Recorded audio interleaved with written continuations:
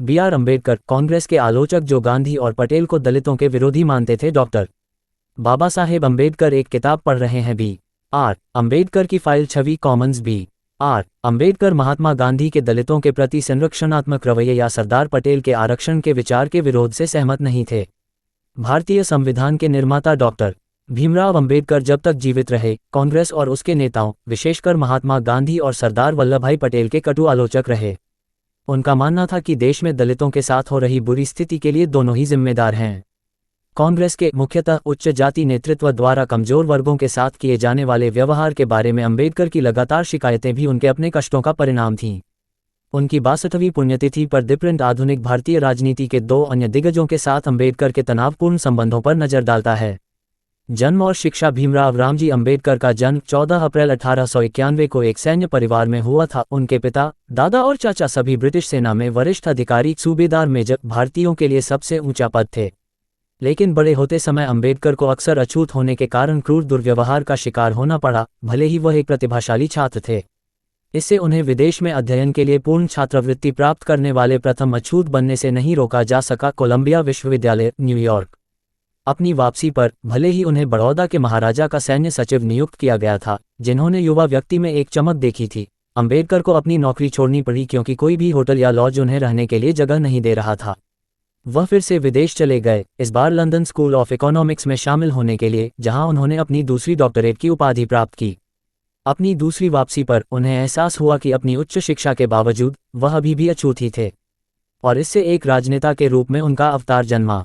राजनीतिज्ञ कमजोर तबके के लिए काम करने के लिए राजनीति में शामिल होने का फैसला करने वाले अम्बेडकर जल्द ही दलितों के हितों की अग्रणी आवाज बन गए। ऐसा करते हुए उन्होंने अक्सर गांधी और पटेल पर निशाना साधा। अम्बेडकर का मानना था कि गांधी ने दलितों की मुक्ति के लिए वास्तव में काम नहीं किया, अक्सर उन पर समुदाय के प्रति पक्षपातपूर्ण व्यवहार करने का आरोप लगाया। 1932 के पूना समझौते को लेकर दोनों के बीच कड़वाहट थी। दलितों के लिए अलग निर्वाचन क्षेत्र का वादा, जिसका गांधी ने आमरण अनशन करके विरोध किया। उनका आक्रोश इतना अधिक था कि 1945 में उन्होंने एक पुस्तक लिखी, कांग्रेस और गांधी ने अछूतों के साथ क्या किया, जो गांधी जी की इतनी आलोचना करती थी कि महात्मा गांधी ने स्वयं स्वतंत्रता आंदोलन के अग्रणी नेताओं से अम्बेडकर की पुस्तक के प्रतिवाद में लेख लिखवाए। यहाँ तक कि कांग्रेस के हरिजन सदस्यों ने भी अम्बेडकर का विरोध किया। वह एक अकेले व्यक्ति थे, इतने अकेले कि वह तत्कालीन बॉम्बे राज्य से संविधान सभा के लिए भी नहीं चुने जा सके। अंततः वह बंगाल से चुने गए। उनकी प्रतिष्ठा इतनी अधिक थी कि कांग्रेस के मुखर विरोध के बावजूद उन्हें जवाहरलाल नेहरू सरकार में स्वतंत्र भारत का पहला कानून मंत्री नियुक्त किया गया। उन्हें देश के संविधान के मसौदे को अंतिम रूप देने के लिए मसौदा समिति का अध्यक्ष भी नियुक्त किया गया था, जो उनके आलोचकों द्वारा भी उनके एक व्यक्ति से न होने के लिए रखे गए उच्च सम्मान का प्रतीक था। जबकि कांग्रेस और उसके सहयोगियों के पास 212 सामान्य सीटों में से 201 सीटें थीं, अम्बेडकर की अनुसूचित जाति संघ के पास केवल एक सीट थी, जो उनकी अपनी थी।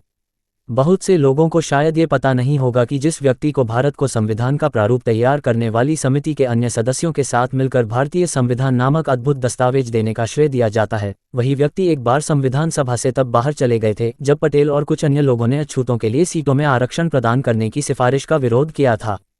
पटेल और उनके समर्थकों का मानना था कि चूंकि संविधान में अस्पृश्यता को समाप्त करने का प्रावधान है, इसलिए ऐसे आरक्षण की आवश्यकता है।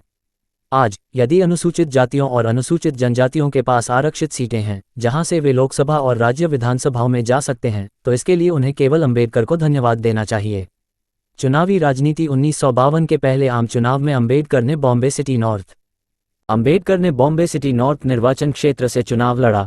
इस निर्वाचन क्षेत्र से 2 सदस्य चुने जाने थे, जिनमें से एक अनुसूचित जाति का था। अम्बेडकर के मुख्य प्रतिद्वंद्वी कांग्रेस के नारायण सदोबा काजरोलकर थे। राम मनोहर लोहिया ने अम्बेडकर का समर्थन करने का फैसला किया, और कौन जीता? अम्बेडकर नहीं। वे लगभग 15,000 वोटों से हार गए। इस हार के कारण संभवतः स्वतंत्र भारत में पहली बार चुनाव याचिका दायर की गई, जिसमें अम्बेडकर ने चुनाव न्यायाधिकरण में जाकर परिणामों को चुनौती दी और आरोप लगाया कि विजेता ने जीत सुनिश्चित करने के लिए भ्रष्ट आचरण किया। अम्बेडकर हार गए। दिलचस्प बात यह है कि अम्बेडकर की चुनाव याचिका में भारतीय कम्युनिस्ट पार्टी के संस्थापक सदस्य एस ए डांगे को मुख्य प्रतिवादी बनाया गया था। अगले आम चुनाव से पहले अम्बेडकर की मृत्यु हो गई। सूचना सिर्फ मान्यताओं और जानकारियों पर आधारित है। यहाँ ये बताना जरूरी है कि यह मेरा वीडियो किसी भी तरह की मान्यता, जानकारी की पुष्टि नहीं करता है। किसी भी जानकारी या मान्यता को अमल में लाने से पहले संबंधित विशेषज्ञ से सलाह लें। धन्यवाद।